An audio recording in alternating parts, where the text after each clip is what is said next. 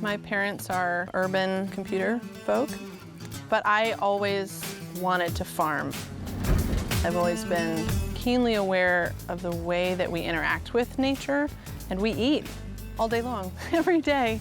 There are a couple of factors that make our hogs unique. We've brought together a variety of different heritage breed pigs and then selected them now over 10 generations. And then the other exciting component of our pigs is the way that we raise them.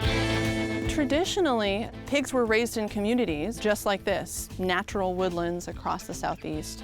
Everything that the animals interact with affects not just the quality of their lives, but the quality of the finished product. When they're eating wholesome, diverse, and healthy forages, that's also imbuing the actual flavors in the meat. This is some of our existing woodlands on the farm, which is a space that we're cultivating for specific trees. We want trees that are going to drop some kind of high nutritional forage. Cultures all over the world have figured this out. In Italy, we hear about prosciutto, which is acorn or sometimes chestnut or hazelnut finished pigs. In the South, we call it country ham.